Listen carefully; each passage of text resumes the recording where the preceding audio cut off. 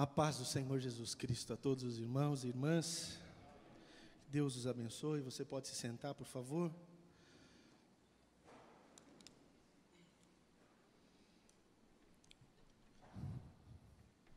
O Senhor que louvamos e adoramos está aqui conosco esta manhã. Aleluia. Abra sua Bíblia no livro do Apocalipse. Nós vamos ler o capítulo 21 e alguns versículos do capítulo 22. E vamos falar hoje sobre a glória da Nova Jerusalém. Aleluia. Aleluia.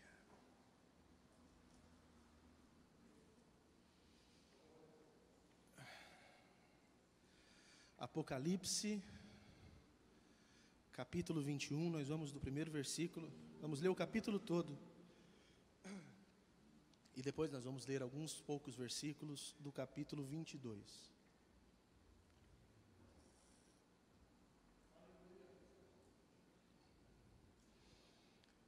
Hoje vai ser um daqueles dias que você não precisa ter preguiça de dar glória a Deus, porque tudo que eu disser aqui, com certeza você terá muitos motivos e razões para dar glória a Deus. Vi novo céu e nova terra, pois o primeiro céu e a primeira terra passaram, e o mar já não existe. Vi também a cidade santa, a nova Jerusalém que descia do céu da parte de Deus, ataviada como noiva adornada para o seu esposo. Então ouvi grande voz vinda do trono, dizendo: Eis o tabernáculo de Deus com os homens. Deus habitará com eles. Eles serão povos de Deus, e Deus mesmo estará com eles. E lhes enxugará dos olhos toda lágrima, e a morte já não existirá. Já não haverá luto, nem pranto, nem dor, porque as primeiras coisas passaram. E aquele que está sentado no trono disse: Eis que faço novas todas as coisas. E acrescentou: Escreve, porque estas palavras são fiéis e verdadeiras. Disse-me ainda: Tudo está feito. Eu sou o Alfa e o Ômega, o princípio e o fim. Eu, a quem tem sede, darei de graça da fonte da água da vida. O vencedor herdará estas coisas, e eu lhe serei Deus, e ele me será filho. Quanto, porém, aos covardes, aos incrédulos, aos abomináveis, aos assassinos, aos impuros, aos feiticeiros, aos idólatras e a todos os mentirosos, a parte que lhes cabe será no lago que arde com fogo e enxofre, a saber, a segunda morte. Então veio um dos 7 anjos que tem as 7 taças cheias dos últimos 7 flagelos e falou comigo dizendo: Vem, mostrar-te-ei a noiva, a esposa do Cordeiro. E me transportou em espírito até uma grande e elevada montanha e me mostrou a santa cidade Jerusalém, que descia do céu da parte de Deus, a qual tem a glória de Deus. O seu fulgor era semelhante a uma pedra preciosíssima, como pedra de jaspe cristalina. Tinha grande e alta muralha, 12 portas, e junto às portas 12 anjos, e sobre elas nomes inscritos, que são os nomes das 12 tribos dos filhos de Israel. 3 portas se achavam a leste, 3 ao norte, 3 ao sul e 3 a oeste. A muralha da cidade tinha 12 fundamentos, e estavam sobre estes os 12 nomes dos 12 apóstolos do Cordeiro. Aquele que falava comigo tinha por medida uma vara de ouro para medir a cidade, as suas portas e a sua muralha. A cidade é quadrangular, de comprimento e de largura iguais. E mediu a cidade com a vara até 12.000 estádios. O seu comprimento, largura e altura são iguais. Mediu também a sua muralha 144 côvados, medida de homem, isto é, de anjo. A estrutura da muralha é de jaspe. Também a cidade é de ouro puro, semelhante a vidro límpido. Os fundamentos da muralha da cidade estão adornados de toda espécie de pedras preciosas. O primeiro fundamento é de jaspe, o segundo de safira, o terceiro de calcedônia, o quarto de esmeralda, o quinto de sardônio, o sexto de sárdio, o sétimo de crisólito, o oitavo de berilo, o nono de topázio, o 10º de crisópraso, o 11º de jacinto, o 12º de ametista. As 12 portas são 12 pérolas, e cada uma dessas portas de uma só pérola. A praça da cidade é de ouro puro, como vidro transparente. Nela não vi santuário, porque o seu santuário é o Senhor, o Deus Todo-Poderoso e o Cordeiro. A cidade não precisa nem do sol, nem da lua, para lhe dar em claridade, pois a glória de Deus a iluminou, e o Cordeiro é a sua lâmpada. As nações andarão mediante a sua luz, e os reis da terra lhe trazem a sua glória. As suas portas nunca, jamais se fecharão de dia, porque nela não haverá noite. E lhe trarão glória e honra das nações. Nela nunca, jamais penetrará coisa alguma contaminada, nem o que pratica abominação e mentira, mas somente os inscritos no livro da vida do Cordeiro. Capítulo 22.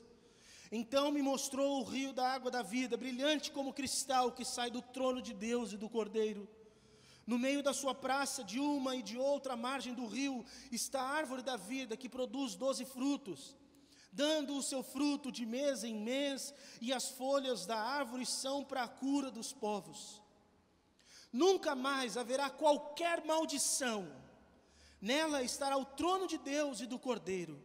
Os seus servos o servirão, contemplarão a sua face, e na sua fronte está o nome dele. Então já não haverá noite, nem precisam eles de luz de candeia, nem da luz do sol, porque o Senhor Deus brilhará sobre eles, e reinarão pelos séculos dos séculos. Até aqui, aleluia, que coisa extraordinária.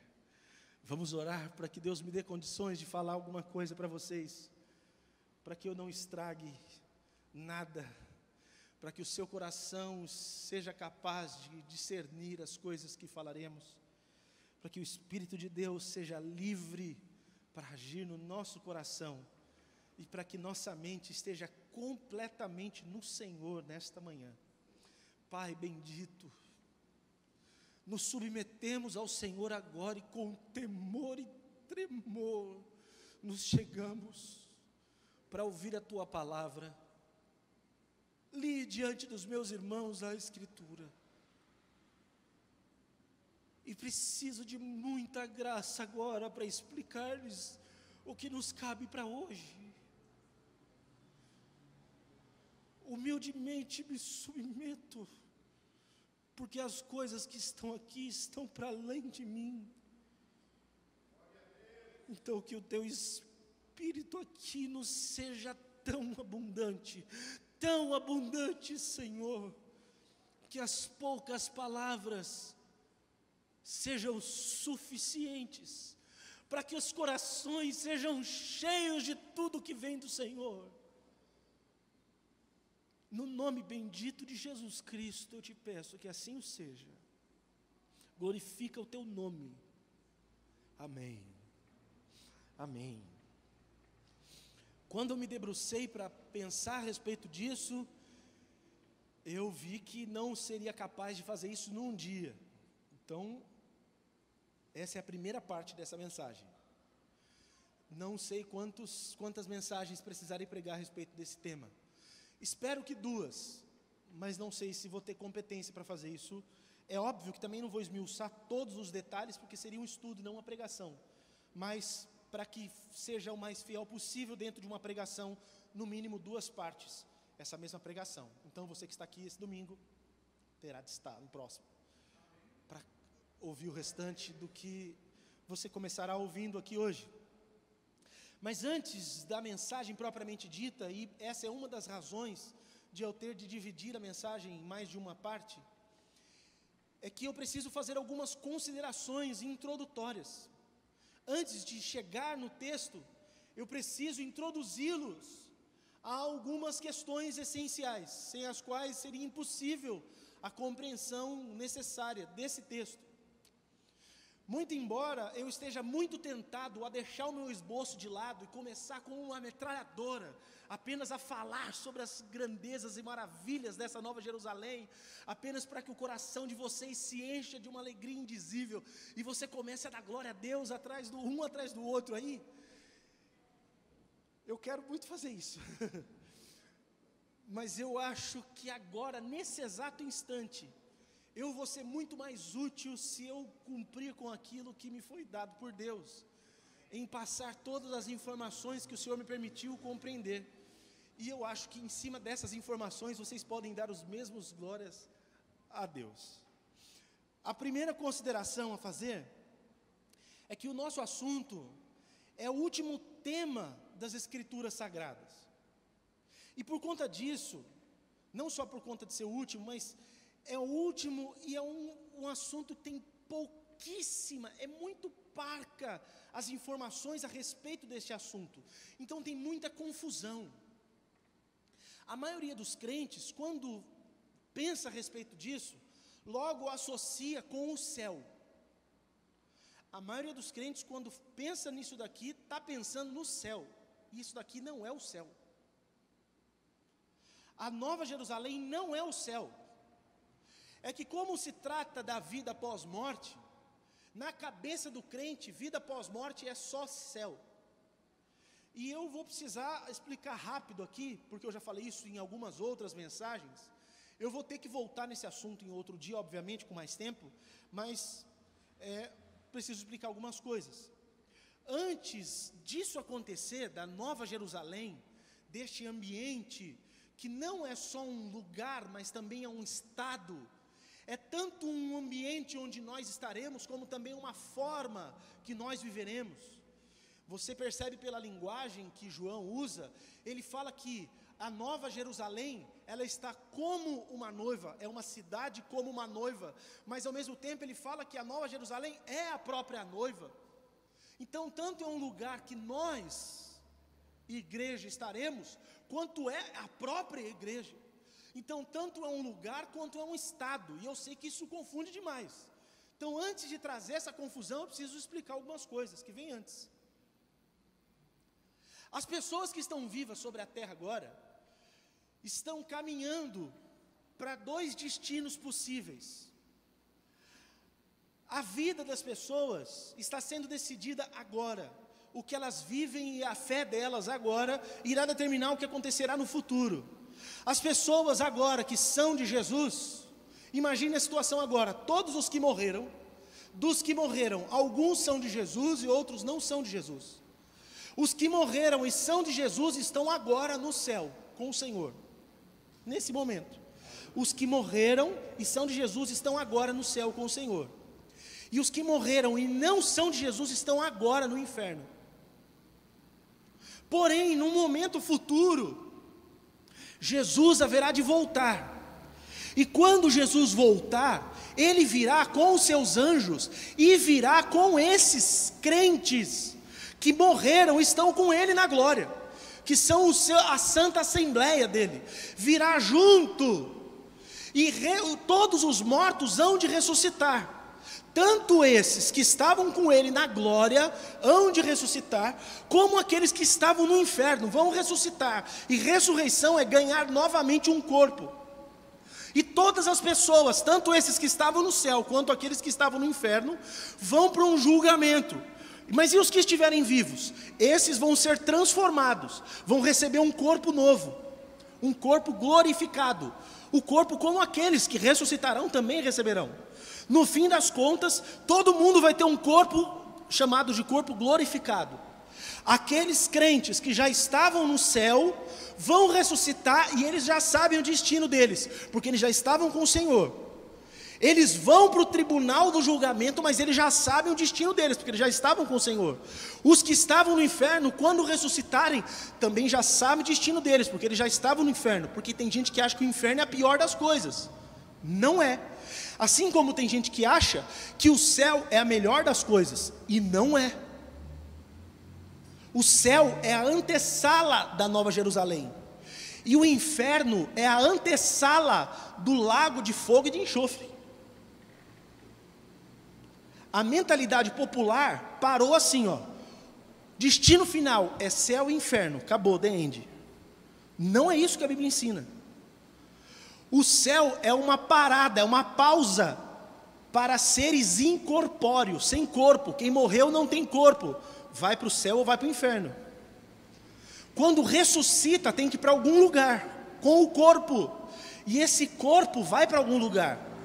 O corpo dos justos vai para a Nova Jerusalém, o corpo dos ímpios para o lago de fogo e de enxofre. Isso após o julgamento, que haverá um grande tribunal, onde Cristo julgará todas as pessoas. Então isso que eu li para vocês, está se tratando desse momento final, lá, a última temporada dessa série. Se você pensar em Netflix, pensar em séries da Netflix, é a última temporada. Então imagina assim, se você pensar em, todo mundo aqui sabe que é Netflix, né? Todo mundo tem ideia do que é uma série, então vai facilitar a sua vida. Se você pensar que a vida do crente é assim, ó, você está vivo aqui agora, primeira temporada. Jesus não voltou e você morreu, é crente. Segunda temporada, no céu, glória a Deus. Jesus volta para a terra, para quê? Para julgar a terra. Ele não volta e fica fazendo nada aqui. Pastor, mas eu sempre aprendi que ele vem e reina 1000 anos. Se você quiser eu te explico, eu te dou 2 versículos só e é suficiente para você. Toda a teologia de que Jesus reina 1000 anos na terra, toda a teologia que Jesus reina 1000 anos fisicamente na terra, que não for a Nova Jerusalém, é furada, não tem base bíblica nenhuma. É uma teologia feita em cima de um livro, Deixados para Trás, e no filme Deixados para Trás, não é bíblico. Então, primeira temporada, vida na terra. Segunda temporada, morreu, Jesus não voltou, vida no céu. Terceira temporada, entre a segunda e a terceira temporada, Jesus volta, tem o grande julgamento, e aí os crentes vão para a Nova Jerusalém. E na temporada dos ímpios, primeira temporada, na terra. Segunda temporada, no inferno. Terceira temporada, lago de fogo e enxofre. Sacou? Facilitou o entendimento de vocês aí? Eu sei que você talvez não tenha gostado muito, se você não tem uma vida com Jesus. Porque se você tem vida com Jesus, você não perdeu nada, você ganhou em cima de ganhou. E talvez você pense assim, pastor, mas o céu já não era bom? A Nova Jerusalém é melhor do que o céu? Eu posso te garantir que a Nova Jerusalém é melhor do que o céu. E é isso que eu vou falar para vocês durante essa minha pregação e a próxima. Então você vai ter que ter paciência e me ouvir pregar como se fosse mais um estudo, porque eu preciso explicar isso para vocês, que possivelmente você nunca ouviu falar a respeito disso. Então, me ajuda, Jeová. Vamos lá. Mais uma consideração.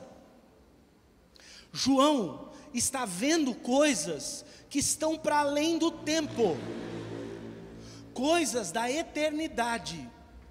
João é quem está narrando esse livro do Apocalipse, ele quem escreve.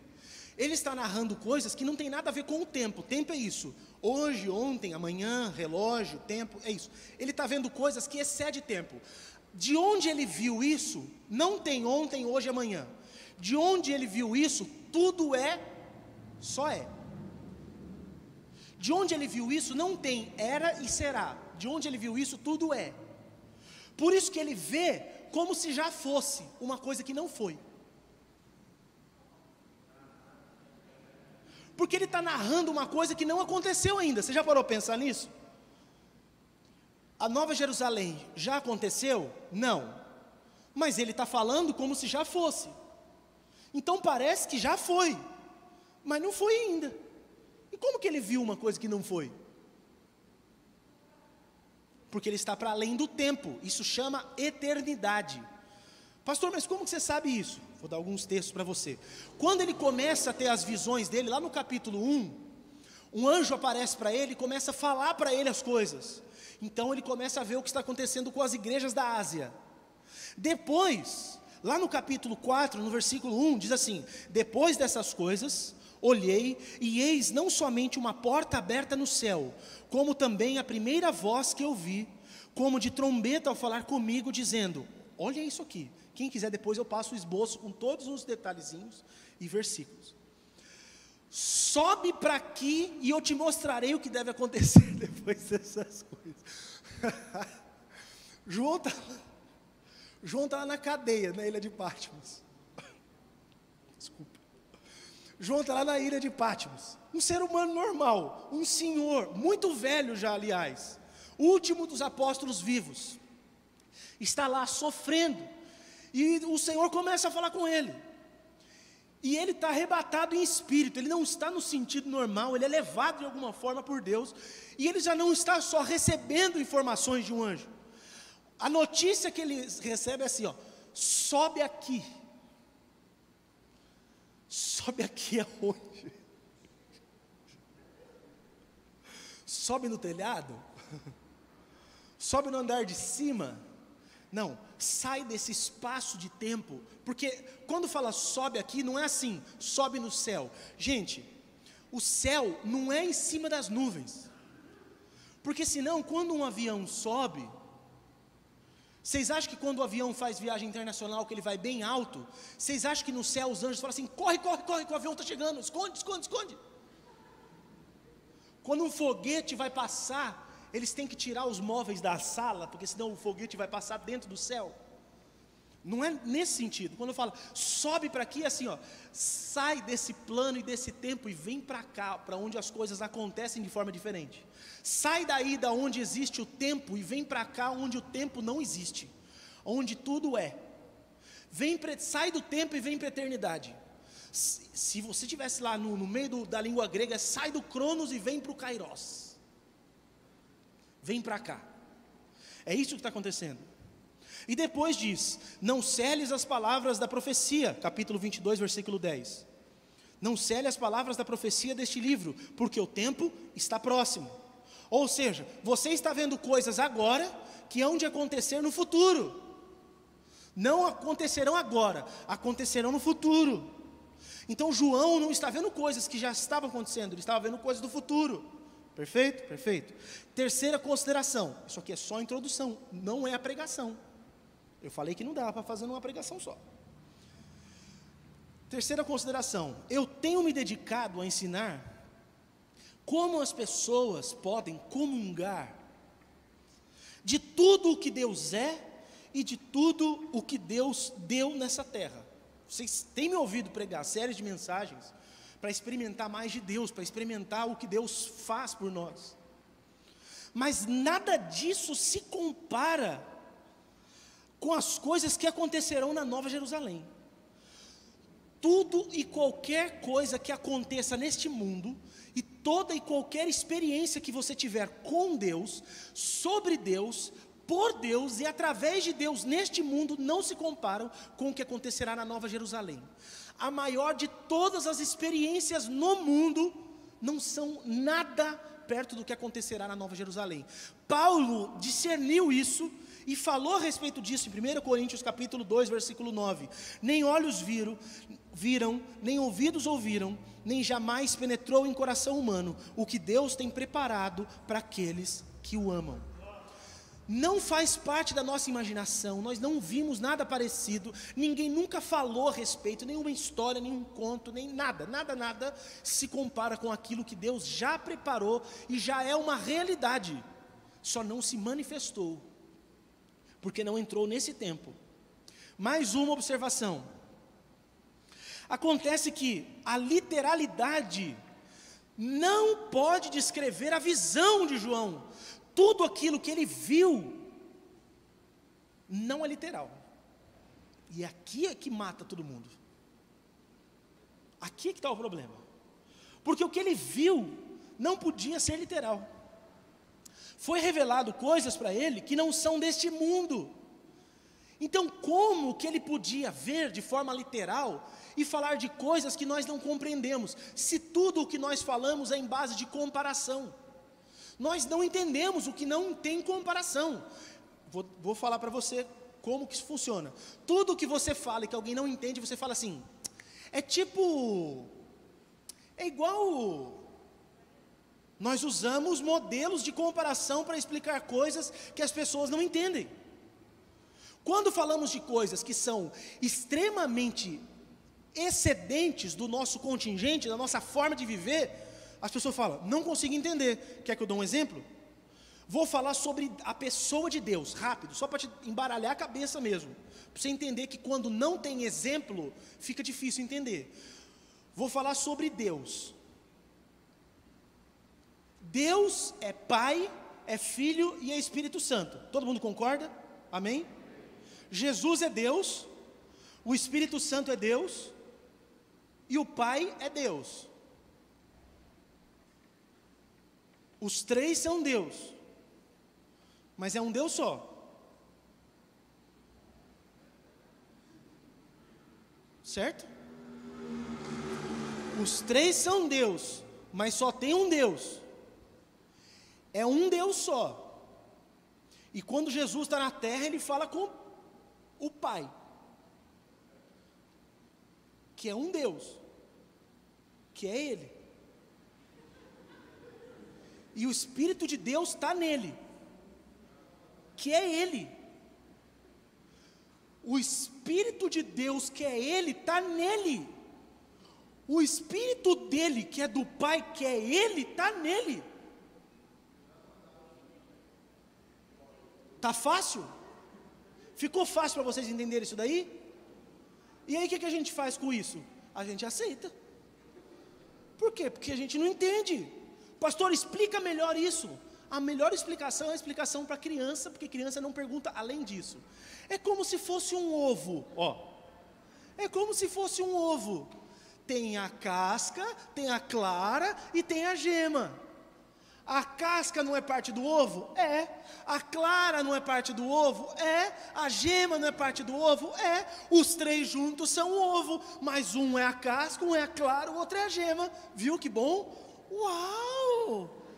Mas isso só serve para criança, porque se você falar assim, mas a casca não é a clara, certo? Certo. Só que o Pai e o Filho são um. E a casca e a clara não são um. O Pai e o Filho são indivisíveis. A casca e a clara são divisíveis. Então, só funciona para criança esse modelo. Não funciona para quem começa a fazer perguntas. Coisas que nós não temos com que comparar, fica complexo entendermos. Olha só, para você é bastante fácil entender o que significa que não tem fim daqui para frente. Então, quando você pensa num material que está em decomposição na natureza, não jogue o lixo na natureza, porque demora tantos anos para decompor, sabe essas coisas? Você sabe o que significa eterno ou para sempre, por exemplo? Eterno e para sempre são coisas diferentes, mas vamos falar como se fossem iguais as coisas. Daqui para frente, você sabe o que é isso? Mas o que é eterno daqui para trás? O que significa uma coisa que sempre existiu? Você consegue imaginar isso? Pois é, Deus sempre existiu. Antes de tudo ser criado, Deus estava lá.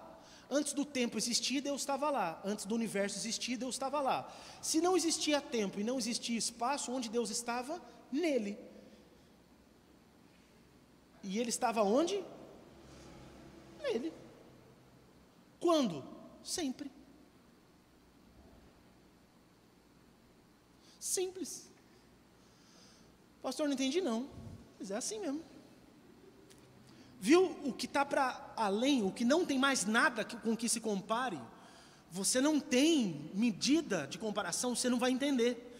Então, quando João está vendo o que viu, ele tem que ver na medida de coisas comparáveis, para você entender como se fosse uma alegoria. E na alegoria você entende a moral da coisa.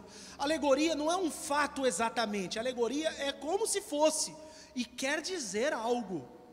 Então nós contamos histórias que têm fundos de verdade para explicar algo que seria difícil explicar de outro modo. E assim João não está vendo necessariamente coisas literais, ele está vendo coisas que têm símbolos que significam muito mais do que a literalidade. E se você não entender isso, você vai fazer uma bagunça no livro do Apocalipse. E é por isso que tem gente fazendo cálculo até hoje para saber o dia que Jesus volta, porque entende literalmente. É por isso, por exemplo, que, com todo respeito, os testemunhas de Jeová acreditam que somente 144 mil pessoas foram morar no céu, e o resto vai morar na terra, porque no livro do Apocalipse fala de 144 mil selados, dá esse número exato, são 144 mil selados, esses já foram morar no céu, o que restou para a gente é a terra, mas 144 mil não é um número exato, é um símbolo. Símbolo do quê? Só para você entender como que funciona a Bíblia. Símbolo do quê? 12, que é o número que representa os patriarcas do Antigo Testamento, as tribos, aliás.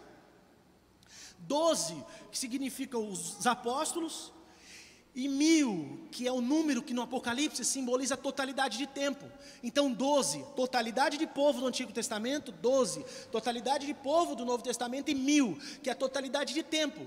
12 vezes 1000, 144 mil. Quem são os 144 mil selados? Todas as pessoas do Antigo Testamento, mas todas as pessoas do Novo Testamento, ou seja, todas as pessoas de todas as épocas que foram seladas por Deus para a salvação. É mais do que 144 mil. É um símbolo, não é um número só, é um símbolo. Tem uma metáfora posta.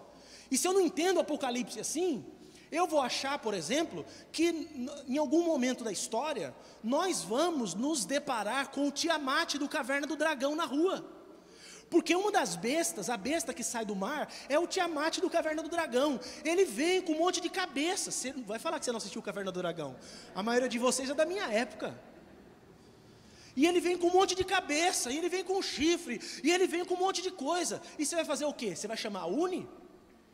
Você vai procurar um tacape? Você vai fazer o quê? Não é isso, aquela figura monstruosa é um símbolo, é uma figura de alguma coisa. Assim como a mulher significa alguma coisa, aquela mulher que dá a luz, ela representa alguma coisa, porque o menino que nasce daquela mulher é Jesus.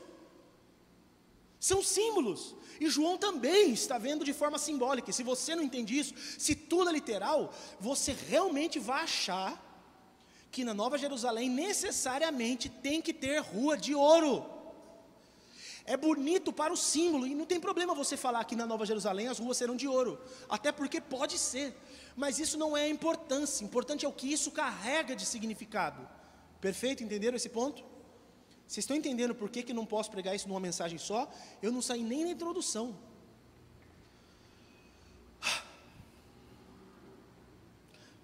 Quinto ponto da introdução. A esperança de novos céus e nova terra não começou na profecia de João aqui no Apocalipse. Isso é novidade para muita gente. Só que isso não, porque as pessoas falam assim, é porque eu não sabia, pastor, porque eu tenho medo de ler o livro do Apocalipse. Eu vou perguntar, você de casa também, não levante a mão para não ficar feio, só de casa pode levantar a mão que a gente não está vendo. Não levanta a mão para não ficar feio. Quem tem medo de ler o Apocalipse? Tem gente que tem medo de ler o Apocalipse.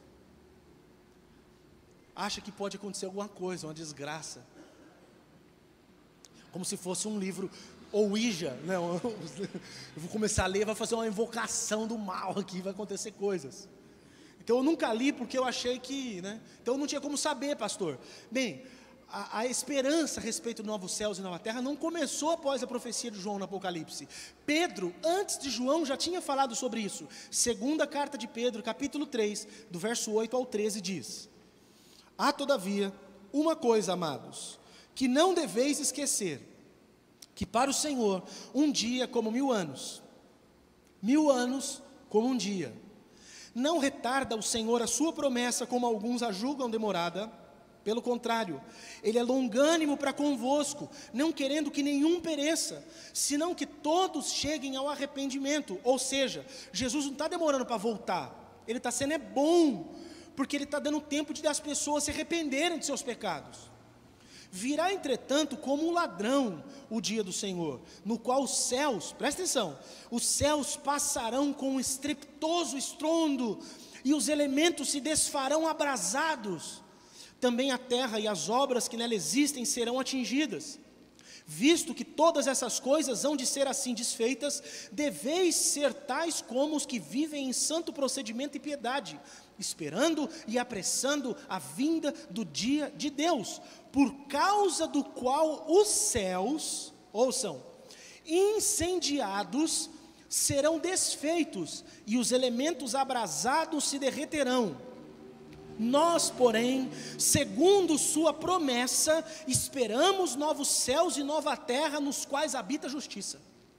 Pedro já tinha falado sobre isso. Pastor, eu não sabia porque eu não li o Apocalipse, mas Pedro falou. Eu acho que eu não li Pedro também. Mas essa promessa não começou no Novo Testamento. Essa promessa começou 700 anos antes de Cristo. Porque quem falou sobre essa promessa foi Isaías. Isaías, capítulo 51, versículo 6.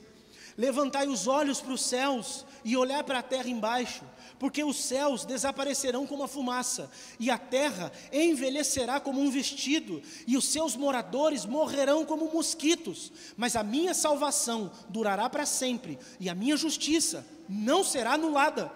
Isaías 65, de 17 a 19, pois eis que eu crio novos céus e nova terra, e não haverá lembrança das coisas passadas, jamais haverá memória, mas vós folgareis e exultareis perpetuamente no que eu crio, porque eis que crio para Jerusalém alegria e para o seu povo regozijo, e exultarei por causa de Jerusalém, e me alegrarei no meu povo, e nunca mais se ouvirá nela nem voz de choro, nem de clamor.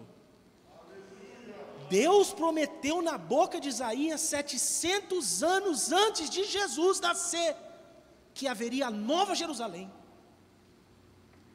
Antes do Messias vir a primeira vez, Isaías já tinha falado o que aconteceria depois da segunda vez que Jesus viesse. Pastor, eu não sabia não, precisa ler a Bíblia, você é crente.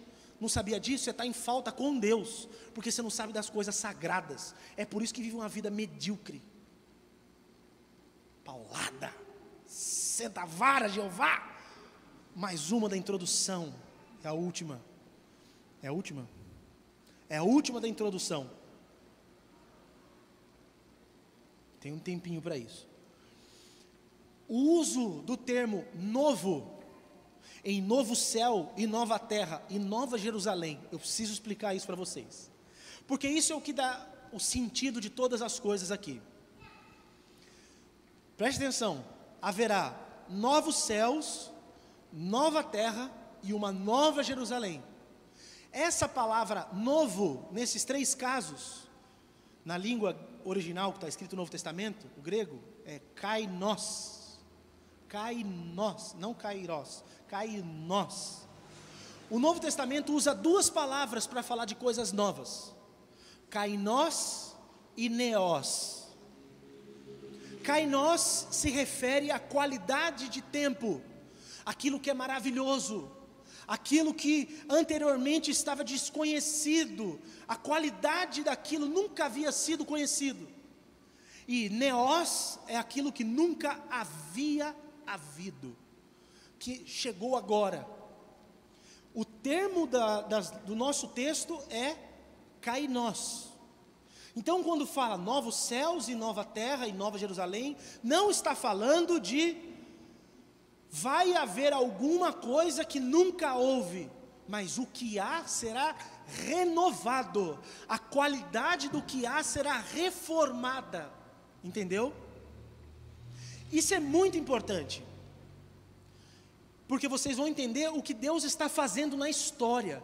Isso explica muita coisa, gente. Isso aqui, se presta atenção, se você comer isso aqui é comida sólida, isso aqui não é papinha. Isso daqui dá um sono quando come, gente. Comida, você já comeu feijoada e comeu até soluçar, e depois bate aquele sono que você fala, preciso dormir 2 dias sem parar. Isso quer dizer que Deus fará algo novo a partir do que já existe. O céu, ouça isso, o céu e a terra serão purificados, renovados, e serão purificados pelo fogo. Fogo é uma figura de purificação e renovação. Mas você ouviu bem o que eu falei? Não é só a terra, o céu e a terra vão ser purificados.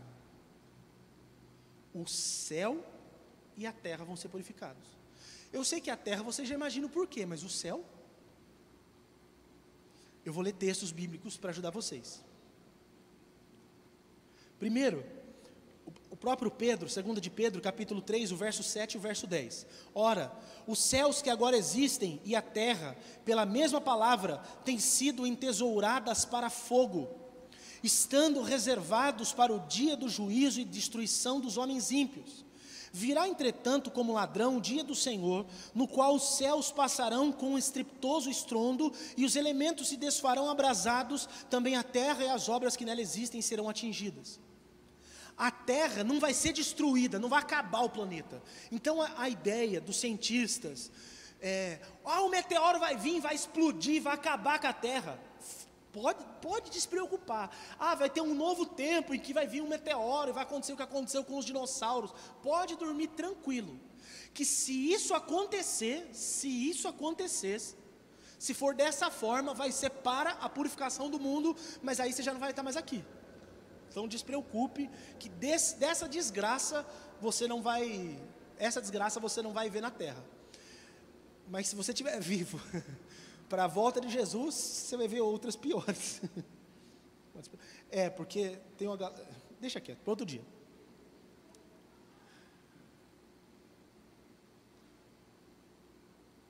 Deixa para outro dia.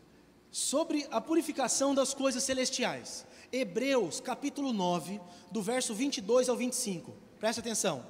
Com efeito, quase todas as coisas, segundo a lei, se purificam com sangue. E sem derramamento de sangue, não há remissão. Era necessário, portanto, que as figuras das coisas que se acham nos céus se purificassem com tais sacrifícios, mas as próprias coisas celestiais com sacrifícios a eles superiores. Porque Cristo não entrou em santuário feito por mãos, figura do verdadeiro, porém no mesmo céu, para comparecer agora por nós, diante de Deus, nem ainda para se oferecer a si mesmo muitas vezes, como o sumo sacerdote cada ano entra no santo dos santos com sangue alheio. Olha, irmãos, o pecado que nós conhecemos entre a humanidade começou em Adão, mas o primeiro pecado registrado não foi o de Adão. O primeiro pecado registrado começou no céu. E de alguma maneira Deus entendeu que isso contaminou o céu. E a terra vai ser purificada e o céu precisa ser purificado também. Quando Jesus entrou no céu para levar o seu sacrifício que ele fez na terra, ele levou também para que pudesse purificar as coisas no céu também, é o que está escrito aqui nesse texto que você leu comigo.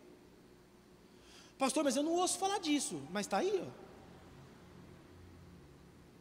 A gente não ouve falar muito dessas coisas porque são coisas que são difíceis de entender. E eu já falei para vocês que no púlpito eu tenho dificuldade de falar de coisas mais sólidas, porque eu tenho que ficar explicando muito, porque as pessoas na maioria das vezes não leem a Bíblia. Então eu tenho que ficar dando papinha, porque as pessoas não leem a Bíblia. Quando vem com alimento mais sólido, elas fundem a cabeça. Jesus teve que propiciar uma purificação também para o céu, porque o pecado não começou na terra, o pecado começou lá, porque o primeiro ser que pecou, pelo menos em registro, foi lá, foi um anjo, não foi um ser humano. O pecado que contaminou a terra foi de Adão, mas o primeiro pecado registrado não foi de Adão, foi de um anjo. Vocês conhecem a história. E por isso o primeiro céu também vai passar. Por isso o primeiro céu também será renovado, porque haverão novos céus e nova terra. Não só nova terra, novos céus e nova terra. Não haveria necessidade de novos céus se o outro céu não estivesse contaminado. Vocês entenderam aqui a questão? Está muito calor, vocês querem que ligue o ar aí para vocês? O ar está ligado, mas está bom aí para vocês? Então tá bom. Sobre a purificação da terra está fácil, né? Só que Apocalipse capítulo 22, versículo 3, diz: nunca mais haverá qualquer maldição. A terra que haverá já não será mais uma terra como a terra que há agora. Você lembra lá em Gênesis, quando Adão peca, qual é a palavra que Deus diz a respeito da terra? Maldita é a terra por tua causa. Por causa do pecado humano, não apenas o ser humano, mas a terra passou a ser amaldiçoada. Sabe o que isso significa? Significa que todos os males são fruto do pecado lá original, lá de Adão. Tudo que você vê de errado, deformidades, deficiências, inclinações pecaminosas, tudo que você pensar de errado é fruto dessa maldição na terra. Não só no ser humano, mas inclusive na natureza. E isso não mais acontecerá, porque a terra também será purificada. Nela nunca mais penetrará coisa alguma contaminada. Agora, depois de termos falado tudo isso, vou falar pouquíssimas coisas e vou deixar para a próxima mensagem. Vamos, assim, com a graça de Deus, tentar vislumbrar algum relance da glória da Nova Jerusalém. Quem está pronto para ouvir aqui sobre a glória da Nova Jerusalém agora?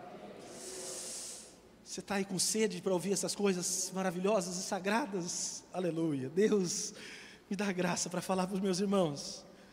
A primeira coisa a respeito do vislumbre da glória da Nova Jerusalém, ela é uma cidade santa, projetada e executada por Deus, feita para uma vida em plenitude com Jesus. Versículo 2 diz: vi também a cidade santa, a nova Jerusalém que descia do céu da parte de Deus, ataviada como noiva, adornada para o seu esposo. Na Nova Jerusalém, a santidade não vai ser apenas um ideal. Na Nova Jerusalém, a santidade não vai ser apenas um referencial. Você sabe que a Jerusalém da terra, se você ler o Antigo Testamento, Deus chama a Jerusalém de cidade santa. O povo chama Jerusalém de cidade santa, mas nós sabemos que Jerusalém não é santa.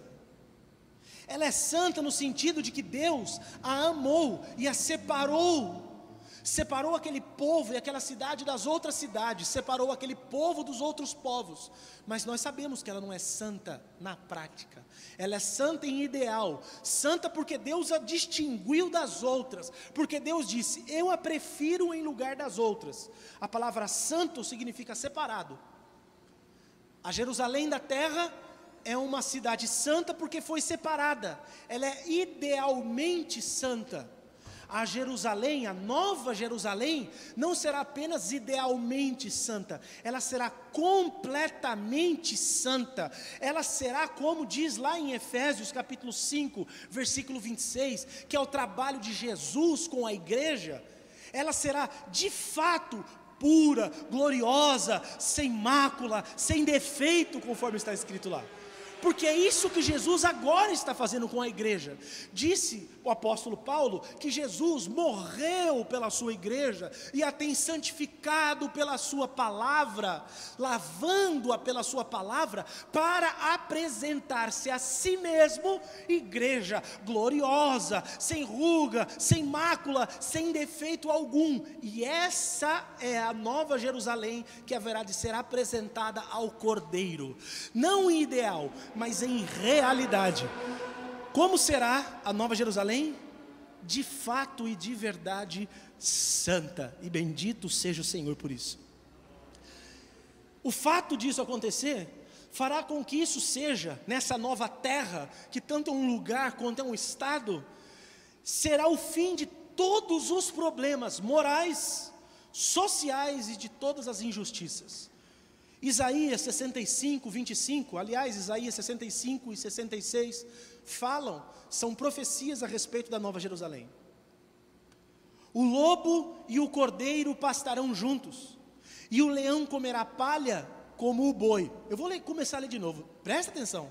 o lobo e o cordeiro pastarão juntos. Absurdo. O leão comerá palha como o boi. Nada de churrasco. E agora, Moisés? Você vai desistir da Nova Jerusalém? Para os humanos ele vai abrir essa exceção. Pó será a comida da serpente.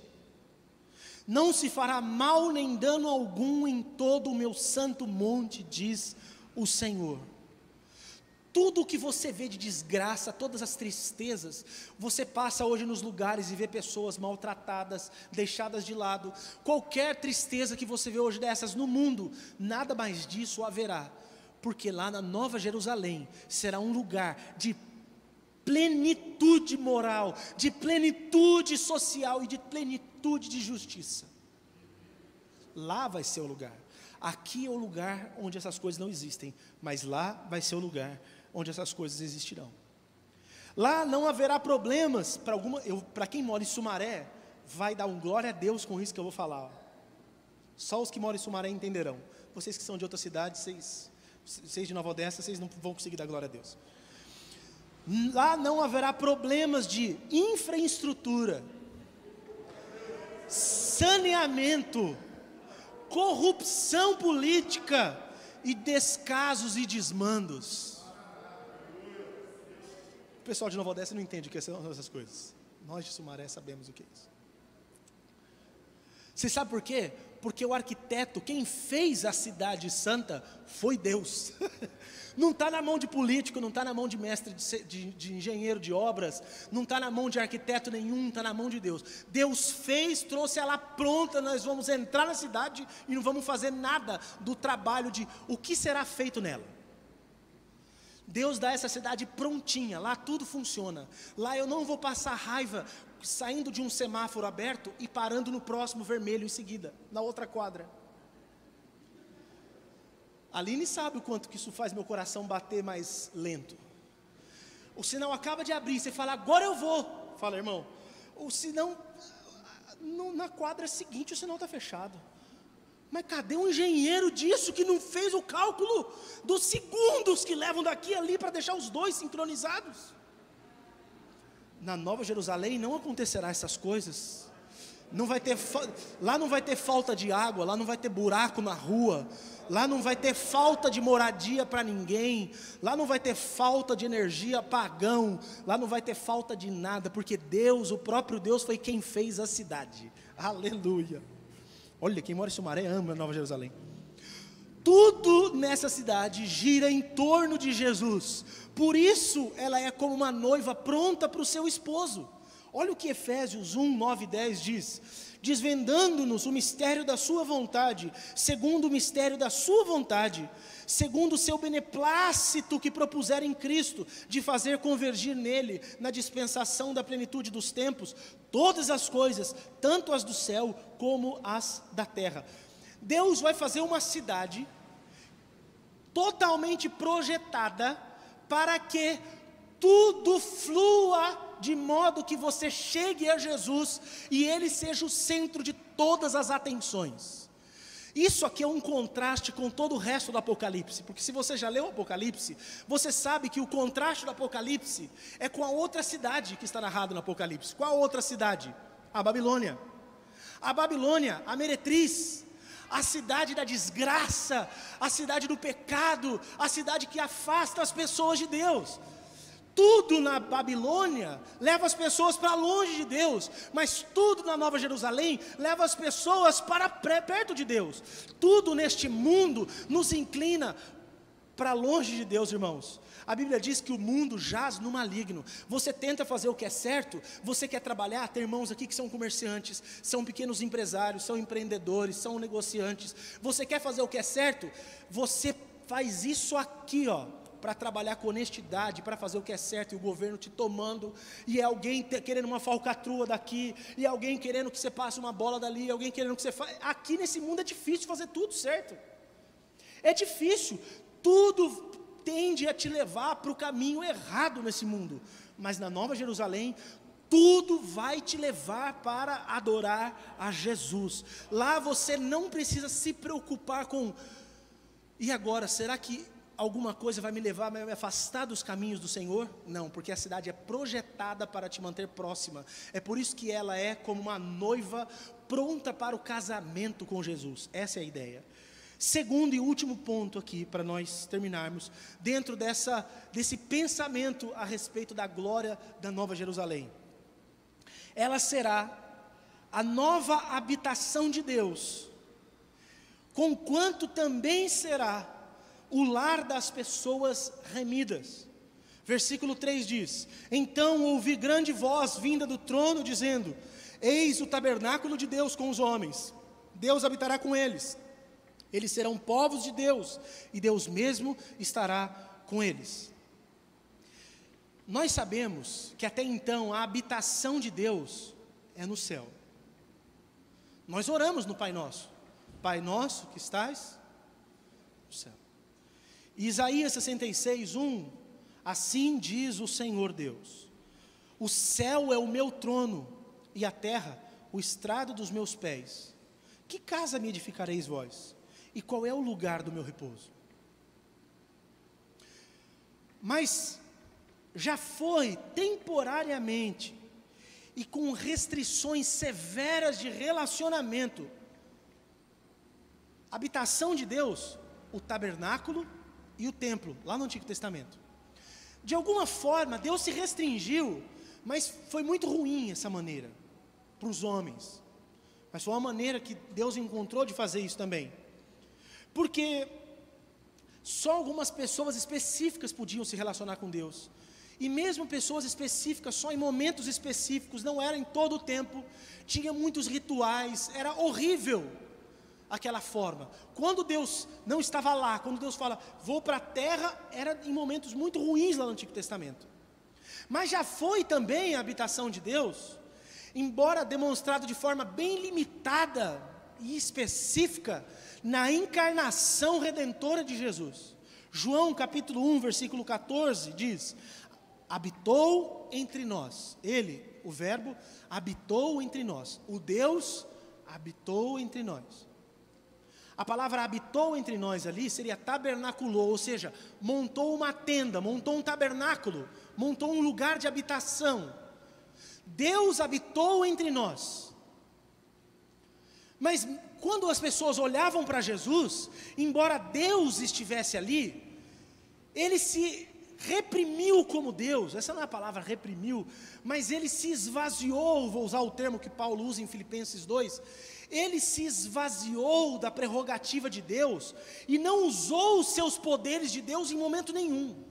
Inclusive, abro aqui um parêntese, muitas pessoas acham que Jesus fez o que fez porque era Deus. Jesus fez o que fez porque foi obediente ao Pai em tudo. Nada do que Jesus fez, ele fez como Deus. Porque Filipenses capítulo 2 diz que ele não, mesmo sendo encontrado na forma de Deus, ele não teve por usurpação ser igual a Deus. Antes, esvaziou-se a si mesmo, e sendo encontrado na forma de homem, ele humilhou-se e foi humilhado até a morte, e morte de cruz. Jesus, sendo Deus, não usou das prerrogativas de Deus. Então, quando os homens viam Jesus, às vezes demoravam para enxergar que Deus estava ali, porque ele não usava os poderes de Deus. Mas, agora, nesse instante, de certa forma, Deus está habitando o crente na pessoa do Espírito Santo. Me permitam explicar isso aqui, porque isso daqui é um problema. Por favor, ponha seu coração nisso que eu vou falar. Paulo diz na carta dele aos Coríntios, capítulo 3, versículo 16, vocês não sabem que são um santuário de Deus e que o Espírito de Deus habita em vocês? Mas eu preciso explicar para vocês que essa habitação do Espírito Santo de Deus no crente, ela tem uma finalidade. Isso significa que quando acabar essa finalidade, essa habitação vai acabar também. Sabe o que isso significa? A habitação do Espírito Santo no crente não é uma coisa que será para sempre. Enquanto estivermos aqui na terra, o Espírito Santo habita o crente. Depois não será assim mais. Porque o Espírito Santo não está no crente à toa. Antes, o Espírito Santo não tinha sido dado a todos. Vocês sabem disso. Isso aconteceu depois da promessa de Jesus. O Espírito Santo passou a ser dado a todos para finalidades específicas. Por exemplo, Efésios, capítulo 1, versículo 13 e 14, vai dizer assim: em quem também vós, depois que ouvistes a palavra da verdade, o evangelho da vossa salvação, tendo nele também crido, fostes selados com o Espírito Santo da promessa, o qual é o penhor da nossa herança, até o resgate da nossa propriedade em louvor da sua glória. Ou seja, uma das finalidades de Deus ter dado o Espírito dele a nós, de Deus habitar em nós pelo seu Espírito, é fazer com que nós tenhamos em nós uma garantia de que quando Jesus vier, nós iremos com Ele. Então, se alguém te perguntar assim, que garantia você tem de que quando Jesus chegar, você é dele? A sua resposta pode e deve ser: a garantia que eu tenho é o Espírito Santo que está em mim. O Espírito Santo é a garantia que Jesus me deu. Porque o penhor de alguma coisa, você penhora uma coisa, é você colocar como garantia uma coisa que vale mais do que a promessa, mais do que aquilo que você tem.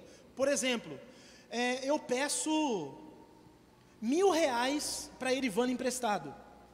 Ela fala: eu vou te emprestar, me deixa alguma coisa como garantia. Eu pego o meu carro e falo: fica com o meu carro até eu te pagar. Se eu não te pagar até o dia tal, o carro é seu. Esse carro é penhor, é a garantia. Então, o que é que prova que eu vou pagar para ela? A garantia que eu dei. Porque se eu não pagar, ela tem uma coisa com ela que vale mais do que os R$1.000 que eu peguei emprestado. Jesus fez uma promessa, que Ele vai vir nos buscar. E o que prova que Ele vai vir nos buscar? O Espírito Santo que Ele deixou como penhor. Porque o Espírito Santo vale muito mais do que a própria Nova Jerusalém, do que a própria vida que nós teremos no futuro. Vale muito mais do que a própria vida, inclusive. Então ele é uma garantia. Só que terminando essa necessidade, não tem por que o Espírito Santo estar mais, não habitando desse jeito. O Espírito Santo terá outra função. Jesus diz no Evangelho de João que o Espírito continuará conosco, João 14, mas Ele não estará mais em nós. Ele estará conosco, mas não estará mais em nós. Hoje é necessário que Ele esteja em nós. Por quê? Porque Ele é o selo, porque Ele é poder para testemunho, porque Ele nos dá dons e ferramentas para o serviço. Por quê? Porque Ele nos capacita a viver uma vida reta, porque Ele nos mantém firme no caminho do Senhor, porque Ele é termômetro, porque Ele nos convence do pecado, do juízo, da justiça. Por causa de uma série de fatores, o Espírito Santo habita em nós. Mas quando Jesus vier, não haverá a necessidade da habitação do Espírito Santo. Na Nova Jerusalém, o Espírito Santo não habitará o crente. O Espírito Santo estará com o crente, é outro tipo de relacionamento. Eu sei que eu estou falando um monte de coisa nova para vocês aqui, mas eu arrisquei, né? Paciência. Eu sei que vai ter... Depois vocês me perguntam, metralhadora em mim, irmãos. Vem com pergunta: pastor, não entendi, pastor, eu não concordo, pastor, eu acho diferente. Vamos lá. Contudo, muito embora nós falamos essas coisas da habitação de Deus, Deus não vai habitar, no futuro, Deus passará a habitar lá na Nova Jerusalém. Ouça isso com atenção, preste atenção. Deus vai habitar na Nova Jerusalém.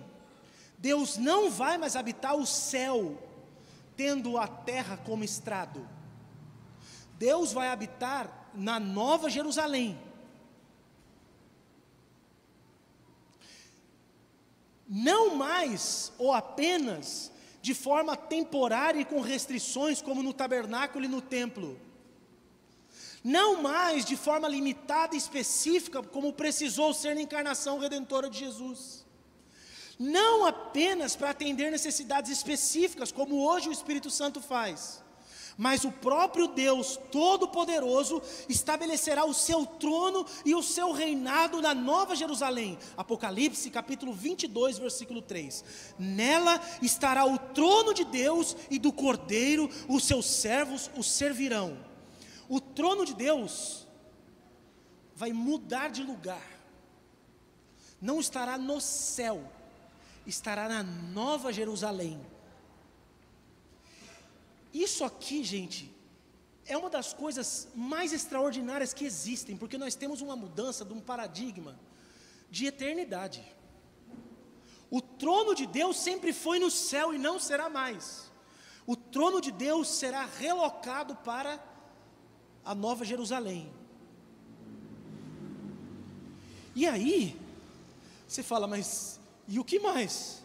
Não só o trono dele estará lá, mas à sua destra estará o trono do Cordeiro, que venceu a grande meretriz, a Babilônia, que é a tipificação do mundo e seu sistema, que também venceu as bestas, que são o anticristo e o falso profeta, que também venceu Satanás e o seu exército, que também venceu a morte e o inferno, aleluia.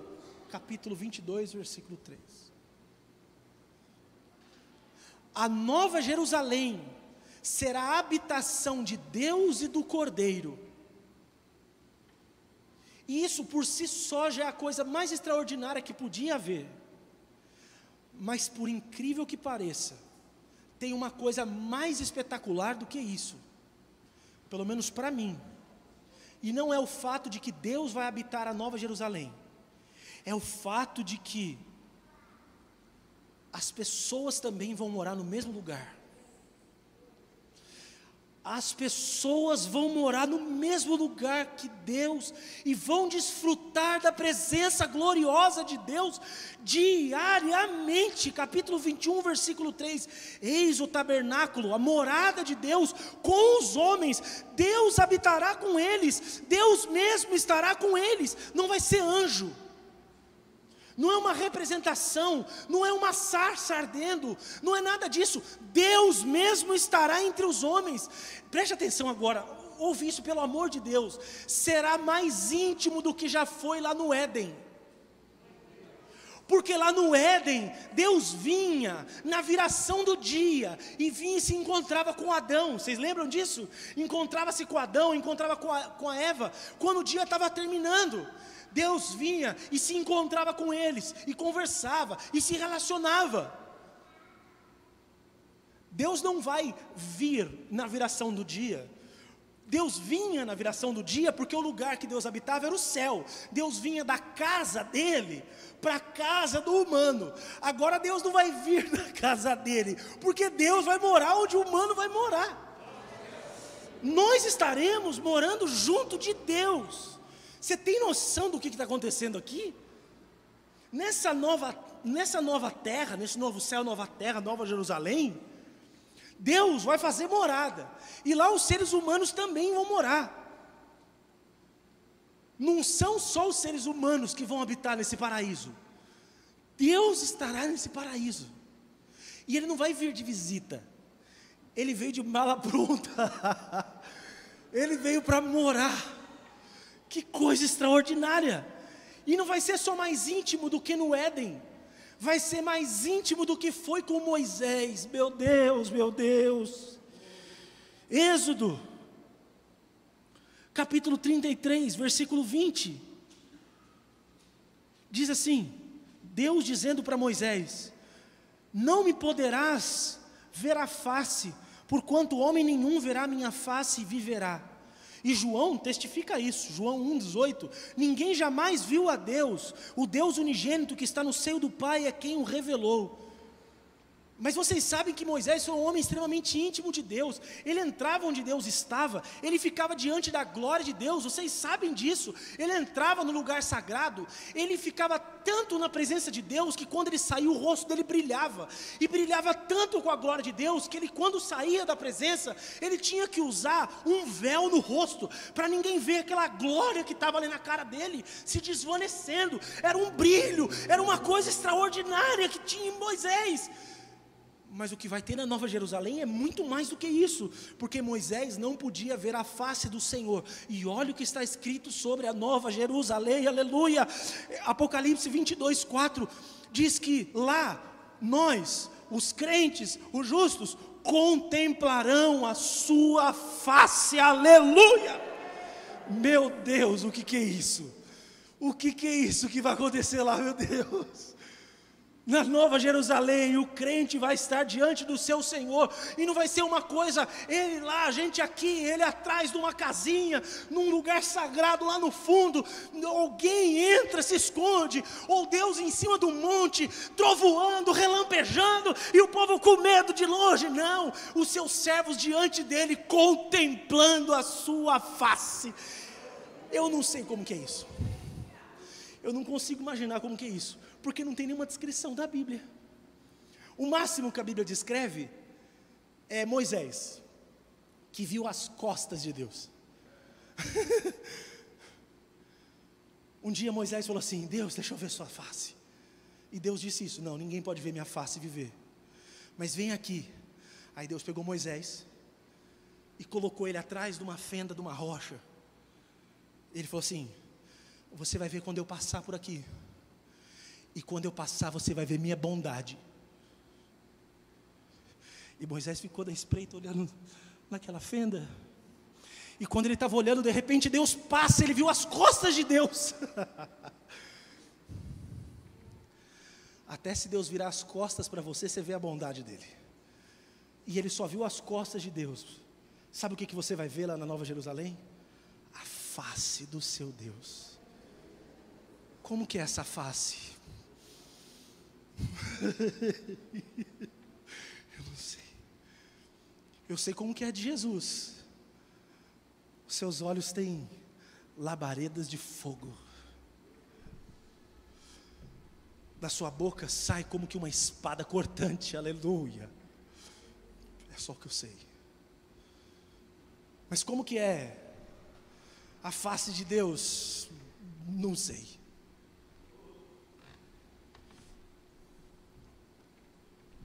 Deixa eu falar mais uma coisa. Lá não vai ter mais separação entre céu e terra. É por isso que Deus vai estar lá. E é por isso que nós também estaremos lá. Nós teremos um corpo que poderá habitar numa terra, que isso são palavras minhas, é uma terra híbrida. Ela é tanto uma terra, eu não sei se a palavra correta é essa, física, entre aspas, quanto espiritual.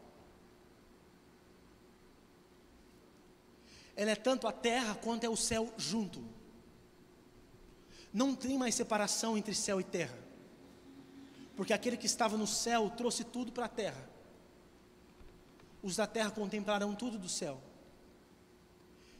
Agora é tudo um lugar só. Hoje nós estamos aqui, estamos cercados de ambientes celestiais, mas sabemos que tem uma separação entre nós e o céu onde Deus está. Lá não vai ter separação nenhuma, e nós teremos um corpo diferente do que temos, capaz de habitar esse novo ambiente híbrido. Eu queria muito falar sobre esse corpo, num outro momento eu falo, eu tenho um texto maravilhoso para falar sobre isso. Mas eu preciso dizer a vocês, que somente os vencedores é que vão entrar nessa terra. E eu não estou falando aqui dos vencedores, daqueles que lutam contra outros, daqueles que disputam com outros, daqueles que são melhores do que outros. Mas vencedores, que fala no capítulo 21, versículo 7, são aqueles que lavaram as suas vestes no sangue do Cordeiro, capítulo 22, versículo 14. Esses que lavaram suas vestes, que se santificaram, esses que creram em Jesus Cristo, e cujo sangue de Jesus agora o lavou de seus pecados, esses terão acesso às portas da Nova Jerusalém. Esses são os vencedores. Nós não vencemos por ser melhor do que outros, nós vencemos porque perdemos para Jesus. Nós vencemos porque Ele venceu por nós. Agora, muitos outros ficarão de fora, a Bíblia diz, capítulo 1, versículo 8. Os covardes, os incrédulos, os abomináveis, ou seja, depravados, os assassinos, os impuros, os feiticeiros, os idólatras, os mentirosos, ou seja, aqueles que não estão inscritos no livro da vida do Cordeiro, capítulo 21, 27. Existe um lugar que é infinitamente superior a esse mundo, e seja qual for a coisa maravilhosa que você possa viver aqui, seja qual for a bênção que você possa experimentar aqui, seja qual for o tipo de comunhão com Deus que você possa ter aqui, não se compara com o que haverá de ser na Nova Jerusalém. E o seu anelo e o desejo do seu coração tem que ser por essa terra nova. Você tem que caminhar essa vida desejando ir para a Nova Jerusalém. Só pode entrar pelas portas dessa cidade aqueles que lavaram as suas vestes no sangue do Cordeiro. E você não pode esquecer de jeito nenhum que o próprio Deus vai morar nesse lugar. E se você for, você vai ver Deus face a face.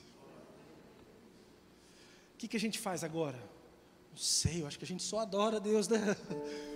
Eu quero propor que a gente cante mais um cântico em adoração a esse Deus que está sentado num trono e ao Cordeiro de Deus, nessa terra maravilhosa que está para além do rio. E nós vamos falar mais sobre isso no próximo domingo. Outras grandezas e maravilhas dessa terra que o Senhor tem preparado para nós, que haverá de cessar toda a desgraça que hoje se vive neste mundo. Que Deus te abençoe no nome de Jesus Cristo.